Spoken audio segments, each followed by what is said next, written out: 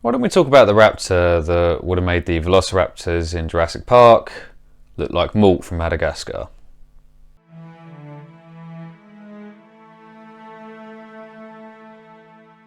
Now first off, let me just clarify that the term raptor doesn't necessarily refer to the group of dinosaurs that people normally think of, whose proper term is dromaeosaurs.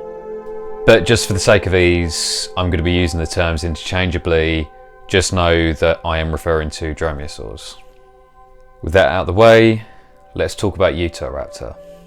The very first specimen of Utahraptor australasiae was found in 1975 when paleontologist Jim Jensen found the famous sickle-shaped claw that is the classic characteristic of raptors.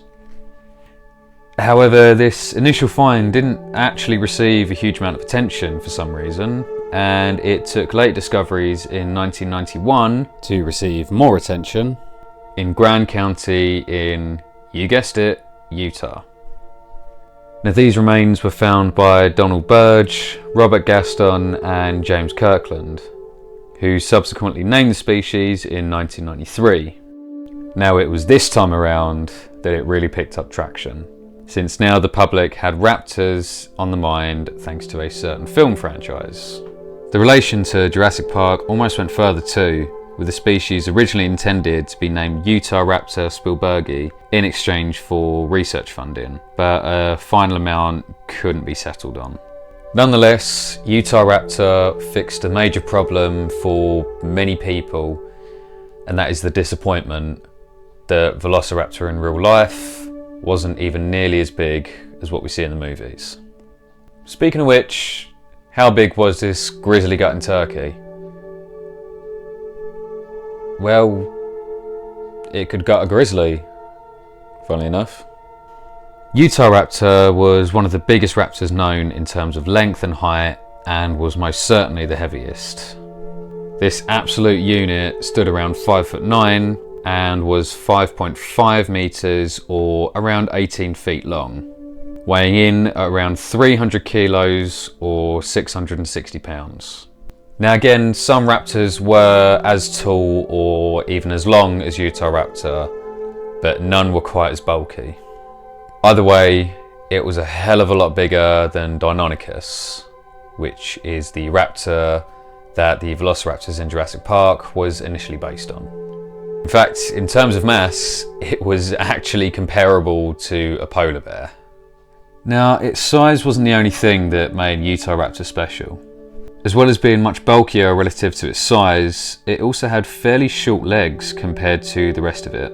Now this, along with the bulk, seems to indicate a raptor that was more about strength rather than speed, but we will get into lifestyle soon enough.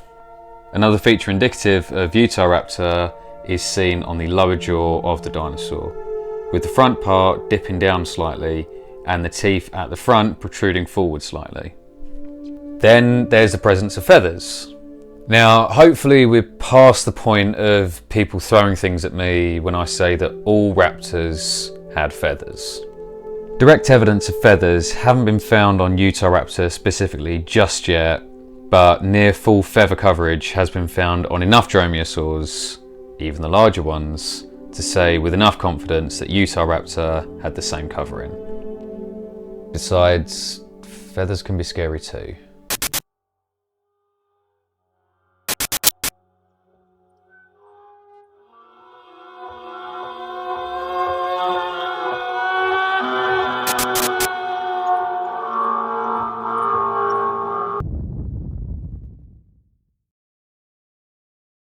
Now let's take a look at Utahraptor's environment to provide some context into its potential lifestyle.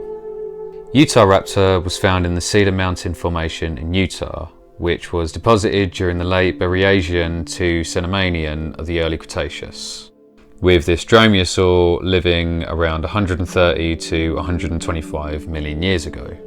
Utahraptor has been found specifically in the yellow cat and poison strip members of this formation, so we can get even more specific in terms of paleoenvironment. This environment at the time was a semi-arid area full of meandering rivers, large open floodplains, open woodlands and riverine forests filled with various vascular plants such as ferns and conifers.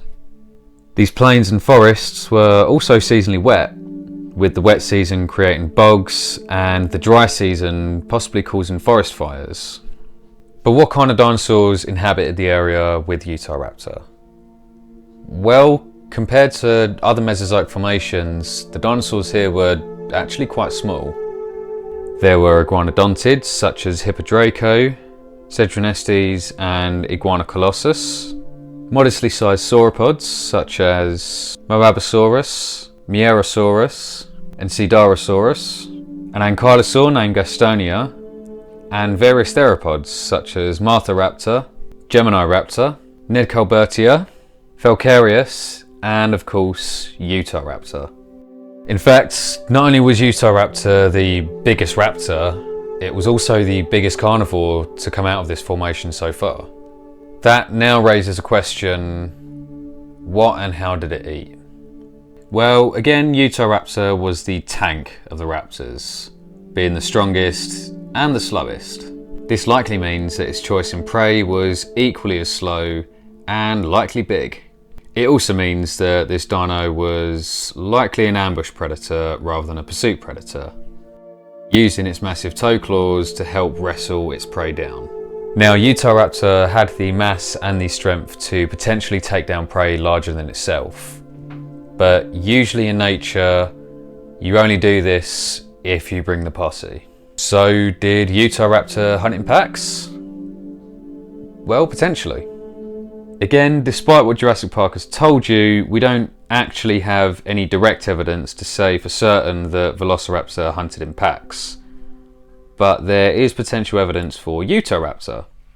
Back in 2001, Kirkland et al. Uncovered and began studying a 10-ton block of sandstone. Within this block is estimated to be 7 individuals along with a single iguanodontid. Now, even after 22 years, this study is still ongoing, with the current leading theory being that the prey became trapped in quicksand before predators came along to take advantage of it and then became trapped as well. Now, these kind of fossil traps have been observed elsewhere, such as the La Brea tar pits, so we need to be careful before assuming that these Utahraptor were all together at the same time. Maybe some individuals all made the same mistake, but at different times. Now, if the only carnivores found within this block are Utahraptors, then the pack theory does hold more footing, but only time will tell. Now, considering the potential hunting capabilities of Utahraptor, along with the possibility of it hunting in packs, and the relatively modest size of the sauropods, I think it's likely that these guys could take down a longneck. Now, do you think the Utahraptor was a pack hunter? Let me know down in the comments, and if you did learn something new, please consider subscribing. Also, just to let you guys know, I have actually started a Patreon, so if you'd like to support me in making these videos, check out the link in the description and you can check out all the cool benefits that you can get from being a member. And I'll catch you guys next time.